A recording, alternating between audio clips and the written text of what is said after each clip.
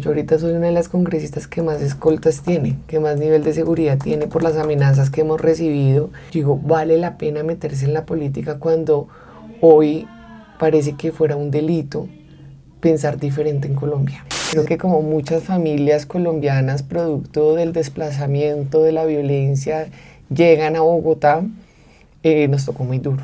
Mi mamá es la primera persona en la familia que tiene un título universitario. Cuando yo era muy pequeña, a mi papá lo mataron. Una cosa son los planes que uno tiene y otras cosas es lo que Dios a uno le pone en el camino. Y por eso terminé ahí yo haciendo política cuando ya había decidido que no iba a hacer nada de eso. Yo toda mi vida les he dicho que con educación todo se puede porque yo soy prueba de eso. Y el populismo creo que sobra cuando usted está gobernando. La invitación realmente es a que se vote a conciencia. Yo sé que muchas personas acá en Boyacá están siendo presionadas, acá en Boyacá y en todo lado, están siendo presionadas por el voto, están siendo presionadas por mantener un contrato. Les digo, uno entrega, el voto es algo absolutamente importante y valioso. Y si uno cede ante la presión para votar por determinada persona, que porque le dieron un contrato, que porque le tienen prometido algo, pues usted no va a tener la capacidad de hacerle control político a ese congresista. Y acá viene, y todo el mundo viene a prometer un montón de cosas. Yo creo que ya es hora de renovación. Yo creo que ya es suficiente del tema maya. Hay liderazgos nuevos, buenos en Boyacá, y creo que hay que trascender apellidos. No me digas Luis, detesto mi primer nombre con toda mi alma, por favor. ¿De dónde viene Luis? Nos acompaña Luis Catherine Miranda Peña. Ella es politóloga, ha sido una de las congresistas de nuestro país, ha estado ya en el Congreso durante dos periodos, ¿no? Catherine, bienvenida. Sí, bueno, muchísimas gracias por la invitación. No me digas Luis, detesto mi primer nombre con toda mi alma, por favor. ¿De dónde viene Luis? No sé, yo siento que como mi mamá se quiso vengar de mí o sabía que le iba a sacar canas, entonces se vengó de mí antes de nacer. Yo creo que por eso me puso Luis. Catherine Miranda está con nosotros. Ella ha sido representante a la Cámara, ha estado, como ya lo mencionamos, durante dos periodos en el Congreso de la República y hoy está aspirando el Senado de la República. Muchos boyacenses y muchos colombianos la conocen sobre todo por lo que ha venido colocando a la luz de algunas situaciones irregulares que se registran en quienes ocupan nuestro Estado colombiano. Por una parte esto, pero antes de empezar a adentrarnos un poco en su perfil como política, hablemos a esos boyacenses que todavía aún no tienen muy bien en el radar. ¿Quién es Catherine Miranda? Bueno, yo soy bogotana, toda mi familia es santanderiana, soy la primera generación que nace en Bogotá. Creo que como muchas familias colombianas, producto del desplazamiento, de la violencia, llegan a Bogotá, nos tocó muy duro. A mi familia, a mi mamá y a mi abuela les tocó muy duro. A mí me saca adelante mi abuelita, que hoy tiene 95 años, y mi mamá toda su vida trabajó. Mi abuelita tiene segundo de primaria. Ella campesina, y se vino a Bogotá, se fue a Bogotá con 5 hijos. Trabajó en lo que fuera para sacarlos adelante. Mi mamá es la primera persona en la familia que tiene un título universitario. Y, por ejemplo, mi mamá nos dijo, yo sí tengo 2 hermanas más. Somos 3 en la casa, mis hermanas que son gemelas. Y mi mamá nos dijo una vez, lo único que les voy a dejar en la vida es el estudio. Y así fue, nos sacó adelante. ¿Esa es su herencia? Sí, esa es su herencia. Y me la dio por adelantado, nos dio el estudio a nosotras. Mis hermanas son ingenieras, yo que soy politóloga. ¿Por qué decide estudiar esa carrera? Cuando yo era muy pequeña, a mi papá lo mataron cuando yo tenía 7, 8 años. Entonces, mira, solo tengo un tatuaje en mi vida. Dice la vida sagrada.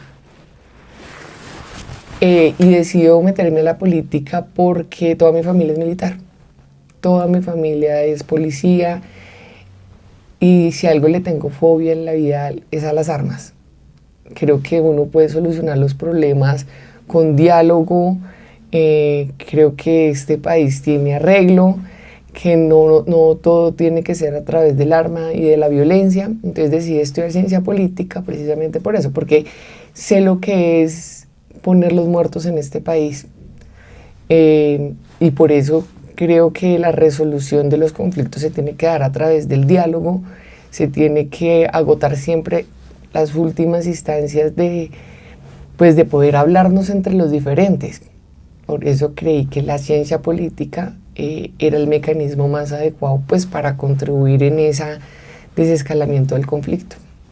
La cría su abuela, tiene 2 hermanas gemelas, estudia ciencias políticas. ¿Y cómo arranca y cómo incursiona ya en el mundo de la política tras terminar su carrera? ¿A qué edad inició? No, yo me metí a la política antes de terminar la carrera, porque estaba haciendo mis pasantías y por azares de la vida terminé haciéndolas con el profesor Antanas Mocus.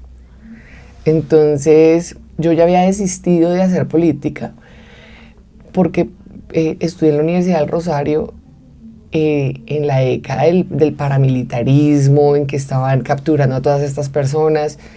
Yo dije, no es espacio para mí, no es espacio para mí porque yo ni tengo apellido, ni tengo padrino político, ni tengo plata, entonces había desistido de hacer política. Quería hacer la pasantía en una ONG en Ruanda. Y ese era mi sueño, pero me tocaba esperar 6 meses. Y mi mamá me dijo, usted en la casa no se me queda vagando. Haga la pasantía donde sea, acá. Y algo que me había gustado era Antanas Mocus, porque tenía su proyecto de cultura ciudadana, de lo que se llamaba Corpo Visionarios. Entonces me gustaban esas transformaciones de la sociedad a través de la cultura, a través de los simbolismos, con tan mala suerte que a Antanas, justo el año que yo llegué, le volvió a picar el bichito de la política, que es lo que nosotros conocemos como la bola verde. Ayer éramos 3 gatos, literal éramos 3 gatos que estábamos con el profesor Antanas. Yo me acuerdo que la primera reunión de voluntarios, nadie llegó, creo que llegaron como 2 personas. Y tocó bajar a la gente de la oficina a que Antanas echara su cuento, pues el cuento que ya le conocíamos toda la vida al profe. Entonces, como éramos tan poquitos, me dijo que yo tenía que ser la coordinadora de las juventudes. Yo dije, ¿pero de dónde? A mí no me gustaba hablar en público, nada. Te digo, la vida te va llevando y uno no se da cuenta. Una cosa son los planes que uno tiene y otras cosas es lo que Dios a uno le pone en el camino. Entonces terminé con Antanas Mocus, volviendo a creer en la política. La bola verde tal vez fue la mejor expresión de hacer política decente en este país y yo tuve la fortuna de estar ahí. Y me mostró que sí se puede hacer política decente, que sí se puede hacer política con principios, con los ciudadanos, y por eso terminé ahí yo haciendo política cuando ya había decidido que no iba a hacer nada de eso. Ya después de iniciar, incursionar en la política con Antanas Mocus, como dice Catherine, la corriente de la vida me llevó a la política y a pensar como las bases académicas que tenía previamente. De los logros más significativos, hablemos de un par, solo 2, que usted diga, por esto si me muero mañana, estoy feliz de haber hecho política y de haber estado en un congreso y no me arrepiento del día que incursioné allá con el profesor Mocus. Primero, una cosa antes de ser congresista, es que cuando perdimos el sí contra el no, para el proceso de paz de Santos, sí. A mí me dolió muchísimo. Yo me quedé 2 días en la cama llorando sin ni siquiera bañarme. Entonces yo decía, no entiendo cómo la gente le sigue apostando a la guerra. Y decidí irme a acampar a la Plaza Bolívar con un grupito de amigos. Y allí duramos 45 días para presionar la firma de la paz, para presionar un nuevo acuerdo con el combo del no, que en ese momento era el presidente Uribe y eso. Y creo que para mí es un gran orgullo que yo hubiese contribuido un poquitico a ese proceso de paz, que creo que ha sido exitosísimo. Y en un 0,00001% yo siento que contribuí a ese proceso de paz. Entonces, en eso me siento súper orgullosa, y en el Congreso de la República siempre les digo, mi mayor orgullo es haber sacado adelante la ley de imprescriptibilidad de los delitos sexuales cometidos en niños. ¿Qué es eso? Totalmente. Es una ley, antes de mi ley, cuando usted había sido abusado sexualmente de niño, tenía 20 años para que prescribiera el delito. Cuando nosotros nos sentamos a averiguar qué pasaba con las víctimas, muchos de los oyentes sabrán de lo que les estoy hablando, pues uno un papel no le dice cuándo está preparado para hablar, cuándo está preparado para acceder a la justicia. Entonces nosotros logramos elevar este delito a categoría de lesa humanidad y hoy en cualquier momento de la vida la víctima puede denunciar, acceder a la justicia, y creo que esto ayuda a reducir muchísimo los índices de impunidad en nuestro país, porque a veces el niño lo amenazan, lo coactan para que no hable, y tal vez ya en una edad más avanzada puede hablar, y hay que dejar que la persona víctima acceda a la justicia. Entonces para mí es un gran orgullo haber sacado adelante esa ley. Hemos sacado otras de cultura ciudadana, divorcio libre, mejor dicho, pero para mí esa ley, pues digamos, siento que le estoy contribuyendo a la sociedad en términos de reducir la impunidad. Y un segundo proyecto, si no es ley, no sé, algún hecho en lo que haya participado, en lo que haya contribuido, o así sea un tema ya más personal. Bueno, el control político, yo fui la que hice la moción de censura contra Karen Abudinen y logramos sacar a Karen Abudinen.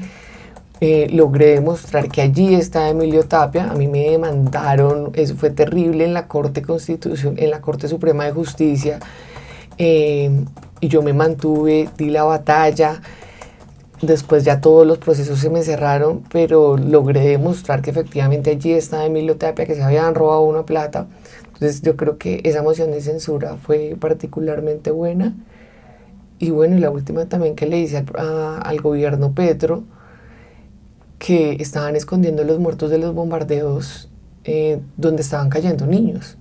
Entonces me parecía completamente incoherente de parte de este gobierno que hace 4 años, cuando quien bombardeaba era Iván Duque, pues Iván Cepeda se fue hasta la Corte Penal Internacional a demandar al ministro de Defensa de su momento por delitos de lesa humanidad. Gustavo Petro dijo que era lo peor, que estaban acabando con las niñas, y hoy sí les parece aceptable que los niños sean bombardeados. Entonces a mí esa doble moral no me gusta, y entiendo que a veces hay daños colaterales, entiendo que hay que utilizar todos los protocolos de IH para minimizar esos costos, pero lo que no me parece correcto es que ahora sí les parezca justo, les parezca un daño colateral, les parezca que si un niño se viste de guerrillero es porque también puede ser bombardeado como guerrillero, cuando para mí es la revictimización de los niños, porque bien los secuestran, bien los llevan hasta allá, la gran mayoría en contra de su voluntad, ahora para que sean revictimizados por el Estado colombiano.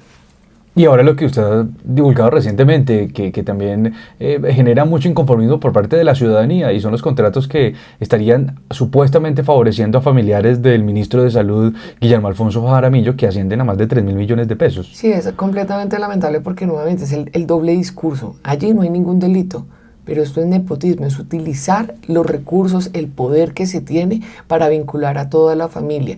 A mí me parece increíble, estamos hablando de casi 3.200 millones de pesos, donde tiene sobrinos, donde tiene cuñada, donde tiene hijastro, o sea, tiene todo su núcleo familiar, a su hermano.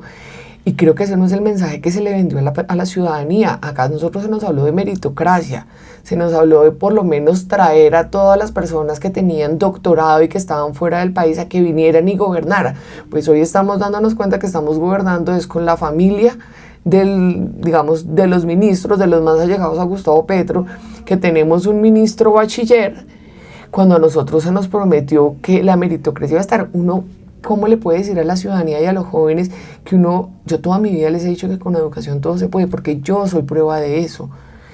Que ahora se les diga, no, vamos a reducir la experiencia, vamos a reducir las especialidades para que pueda entrar cualquiera. Entonces, ¿dónde está el mérito que a nosotros nos prometieron? Y lo mismo pasa. Yo veía al presidente Gustavo Petro, siendo senador, compañero mío, criticando fuertemente el nepotismo, que familiares hicieran parte del Estado y que se utilizara ese poder para vincular los familiares en vez de hacer concursos, meritocracia, etc. Y hoy verlos haciendo maromas para justificar esto me parece realmente inaceptable. Por eso también digo que el cambio salió chimbo. Representante, candidata ahora al Senado, de este gobierno, ¿usted destacaría algo? Sí, yo creo que este gobierno nos puso a hablar de temas y puso en el centro de la mesa poblaciones históricamente excluidas. Por ejemplo, yo estoy completamente segura de que necesitamos una reforma a la salud. Lo que pasa es que yo me diferencio en Petro en el cómo. Para mí es tan importante el fin como el medio. Y, y siento que hay que hablar de reforma a la salud, que hay que hablar de reforma pensional, laboral, pero hay que ser responsables. Y el populismo creo que sobra cuando usted está gobernando. Y lo que está pasando hoy en día con la reforma a la salud, que si bien no ha sido aprobada en el Congreso de la República, sí está siendo implementada en las EPS intervenidas por el gobierno nacional. Y para mí es criminal lo que están haciendo, porque es una improvisación absoluta, una falta de rigor sin precedentes, y como hoy ese fracaso lamentablemente lo estamos contando en número de muertos. La política ha perdido cierta credibilidad y creo que la percepción se ha tergiversado un poco y pasa en Boyacá y pasará en otras ciudades como Bogotá y otros departamentos. La gente ya está con una barrera cuando llega un líder, cuando llega un candidato, cuando llega una persona que aspira a alguna corporación, que aspira a llegar al Congreso de la República. Ya no está creyendo en la política. ¿Usted qué le dice a esas personas? ¿Cree que la política tiene solución? Porque sorprende ver que aquella que prometió X o Y cosa, actuar con ética, resulta siendo todo lo contrario y cuando llega al poder, pues la situación cambia y la gente ya no está creyendo en política y creo que usted me va a dar la razón porque están haciendo ahora campaña. ¿Qué decirle a esas personas? ¿Tiene solución o no tiene solución la política? Yo creo que al final no todos son malos y yo le puedo nombrar personas buenas de todos los partidos políticos, La invitación realmente es a que se vote a conciencia. Yo sé que muchas personas acá en Boyacá están siendo presionadas, acá en Boyacá y en todo lado, están siendo presionadas por el voto, están siendo presionadas por mantener un contrato. Les digo, el voto es algo absolutamente importante y valioso. Y si uno cede ante la presión para votar por determinada persona, que porque le dieron un contrato, que porque le tienen prometido algo, pues usted no va a tener la capacidad de hacerle control político a ese congresista.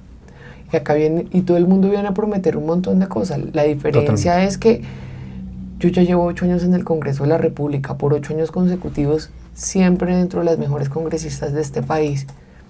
La gente conoce mi trabajo, sabe que yo no me le arrodillo a ningún gobierno, le hice control político durísimo a Duque, también se lo estoy haciendo a Gustavo Petro, actúo por convicción, tal vez muchas veces me puedo haber equivocado en cosas, en decisiones, pero nunca con un segundo interés, siempre pensando en qué es lo mejor para el país, siempre me gusta rodearme de personas técnicas, de expertos, cuando se toman decisiones en el Congreso de la República. Me conocen del carácter también.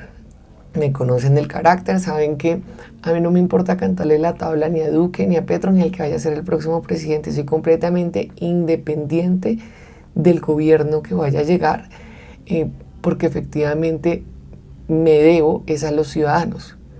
Y así hicimos campaña en Bogotá 2 periodos y así esperamos representar al país en estos próximos 4 años, porque hoy tengo la capacidad de hacerlo, porque hace 4 años lo pensé, tuve dudas, pero estos 4 años me sirvieron, 1, para coger más cuero, 2, estudié, me preparé más para poder asumir con reto y haciendo bien las cosas el Senado de la República. Antes de ir a hablar de sus propuestas de llegar al Senado de la República, usted mencionaba algo muy importante. Acá en Boyacá están presionando por el voto. ¿Tiene quizá ya denuncias expresas? ¿Ya tiene un trabajo previo? ¿Va a publicar algún tema, algún informe relacionado con lo que acaba de mencionar? No, lo he visto mucho en redes sociales. He visto presiones en Duitama, en Sogamoso, de jóvenes veedores, activistas que están denunciando esas presiones. O sea, y eso es completamente lamentable, cómo se utilizan los recursos públicos, alcaldías, para presionar a las personas para votar por determinado candidato. Eso no le hace bien a la democracia y ojalá las autoridades investiguen más a fondo. O sea, pero te lo digo, no es porque lo haya investigado yo, es porque me han llegado voces de presiones por parte de contratistas. ¿Qué va a hacer de llegar al Senado? ¿Qué va a hacer? ¿Cuáles van a ser sus principales apuestas? Y algo que usted diga hoy, me comprometo y que no se va a quedar en una idea, que no se va a quedar en una propuesta. Yo hago parte de las comisiones económicas y siempre hemos sido muy juiciosos y rigurosos con el tema del presupuesto, procurando que en las reformas tributarias no le metan la mano al bolsillo a los ciudadanos de a pie. Y mi compromiso realmente desde las comisiones económicas es cuidar los recursos públicos, que efectivamente lleguen a quienes más lo necesitan, promover educación, promover la conectividad en el país. Eso en materia como desde mi comisión, que son las económicas. Y le quiero apostar a la justicia especial para los niños. Tenemos un grave problema en Colombia y es la revictimización, siempre que se comete un delito contra un niño. En otros países pasa que tienen una única entrevista con investigadores especializados en niños, policías especializados en niños. Yo le voy a poner un dato. Bogotá, que es la capital, por cada localidad tiene 2 policías de infancia y adolescencia para atender toda la problemática de niños. Eso pasa en Bogotá, imagínense lo que pasa en el resto del país. No tenemos ni una policía, ni una justicia, ni investigadores especializados en el tratamiento de los niños. Un niño cuando es abusado sexualmente, por ejemplo, uno de los delitos, tiene que pasar por 6, 7 entrevistas, donde tiene que contar exactamente todo el tiempo lo mismo. No hay un acompañamiento psicológico real de un pediatra. La misma persona, el mismo médico que revisa la puñalada con el que llega, no sé, de una riña en medicina legal, es la misma persona que atiende la violación a un niño. Entonces, en Colombia no nos estamos preparando para de verdad reducir esos índices de impunidad. Países como Estados Unidos o algunos en Europa hacen algo muy, muy bonito y hay una única entrevista donde están todos los profesionales. El niño jamás tiene que enfrentarse a su victimario. No se comete el error de la primera entrevista de un niño de 5 años, pues obviamente va a diferir mucho de la sexta entrevista del niño. Entonces dice, no coincide entre la primera y la sexta, entonces queda impune el caso. Y además las entrevistas forenses son muy detalladas y creo que reviven mucho esos momentos tan desastrosos que vivieron los menores de edad. Tal cual, entonces imagínate un niño de 5, 6, 7 años viviendo este trauma, que es lo que pasa hoy en nuestro país. Nosotros decimos, la Justicia Especial para la Paz ya está terminando. Hay una plata que se mantiene en la justicia, fortalezcámosla para todo el tema de niños en nuestro país. Creo que es un llamado que se le hace desde la sociedad civil. Y le digo que me comprometo en que impulso esto, pero depende mucho también de, digamos, del apoyo que dé la Fiscalía, el Consejo de Política Criminal. O sea, hay muchos obstáculos, pero que me comprometo que va a ser una de mis batallas, eso sí lo va a hacer. Tengo una niña de 11 años y tengo todos los días que uno sale de la casa, tiene pavor de qué le puede pasar. Y además que hay muchos, lo que hablábamos al inicio, muchos jóvenes, y acá en Boyacá, lastimosamente, estos tipos de violencia son muy comunes, sobre todo en las zonas rurales. No hay las rutas de atención ni de protección idóneas. Es un sentir que tiene Boyacá y obviamente todos los colombianos. Katherine, los que quieran apoyar, los que quieran respaldar su propuesta, ¿qué deben hacer? Bueno, el 8 de marzo, que a propósito es el Día de la Mujer, pues qué mejor regalo que votar por una mujer berraca, una mujer coherente, que no le ha temblado la voz para enfrentarse a ningún político de turno, que nos ayude de verdad a mantener esa independencia que tanto necesita el Congreso de la República de cara para las próximas elecciones y para el próximo país. Ya me conocen, saben que no me le voy a arrodillar a ningún gobierno y que nos acompañen votando Verde 2 al Senado. ¿Cómo está actualmente? O mejor, uno siempre mira a los vecinos para ver qué están haciendo bien, qué están haciendo mal, mira a sus colegas, mira a sus compañeros de partido, etc. ¿Algún político que hoy usted pueda destacar del trabajo que está haciendo en Boyacá y alguno que diga, venga, este sí le voy a hacer un llamado de atención porque no está haciendo el trabajo tan bien, desde su trabajo como congresista, desde su trabajo como líder política? ¿De Boyacá? Del departamento de Boyacá. Me gusta el trabajo que ha hecho Chaparro por Boyacá. El que se lanzó a gobernador la última vez, ¿cómo se llamaba? El que perdió la gobernación sí. en las elecciones inmediatamente anteriores. A ver, ¿cuál de todos podría ser? No quiero entrar a... El liberal. Rodrigo Rojas. Rodrigo fue congresista y creo que está haciendo un trabajo de control político importante. Wilmer Castellanos también me parece pilo y ya. ¿Cómo ve la gestión, por ejemplo, de su Partido Verde acá en el departamento de Boyacá? Yo creo que ya es hora de renovación. Yo creo que ya es suficiente del tema maya. Hay liderazgos nuevos, buenos en Boyacá y creo que hay que trascender apellidos. Y para cerrar, y sin hablar de política, 3 cosas que usted destaca de su personalidad, de lo que es usted como profesional quizá, y 3 cosas que dice, venga, tengo que mejorar esto.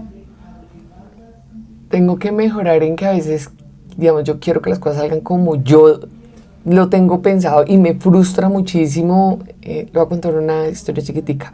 Estábamos buscando plata para la Universidad de Antioquia para que se le generara más ingresos en términos de investigación, doctorales y esto. Me votaron en contra. Y me dio tanta rabia que me fui al baño a llorar, a encerrarme a llorar, porque yo no podía creer cómo hacían eso. Entonces me frustro demasiado rápido. Me da muchísima rabia. Y algo que yo pueda valorar, creo que el carácter. Creo que he sido coherente desde la primera vez que llegué al Congreso de la República hasta ahorita y he asumido costos durísimos. He sido atacada sin piedad por el gobierno nacional, perseguida completamente desde Gustavo Petro. De hecho, yo fui a la Corte Interamericana de Derechos Humanos a poner una denuncia por la persecución que Gustavo Petro nos estaba haciendo y no me he mantenido firme. Me he mantenido firme porque si considero que algo está mal hecho, pues ¿para qué me metí en esta vaina si mi deber es denunciar, si mi deber es enfrentar? Y pues creo que me han tenido el carácter y la coherencia en estos 8 años. ¿Y qué es lo más difícil de hacer política? ¿Ha habido algún momento en el que usted diga, me arrepiento, ¿en qué momento me metí esta vaca loca? ¿Qué es lo más difícil de hacer política en Colombia con las condiciones actuales de este país? Cuando uno recibe muchas amenazas, yo ahorita soy una de las congresistas que más escoltas tiene, que más nivel de seguridad tiene por las amenazas que hemos recibido. Por ejemplo, nosotros fuimos quienes demandamos la inscripción de Iván Cepeda para la consulta. Tú no sabes que cuando se cae eso, o sea, cuando el Consejo Nacional Electoral pues falla nuestra demanda, los ataques fueron terribles. Y yo decía, la situación que uno lo hace dudar es porque uno tiene hijos. Yo tengo una niña de 11 años que depende 100% de mí. Yo digo, vale la pena meterse en la política cuando hoy parece que fuera un delito pensar diferente en Colombia. Entonces, a veces eso me hace cuestionar. Pues estaba con nosotros la representante a la Cámara por Bogotá. Ella es Catherine Miranda. Actualmente aspira a llegar al Senado de la República. Ya ustedes conocen sus propuestas.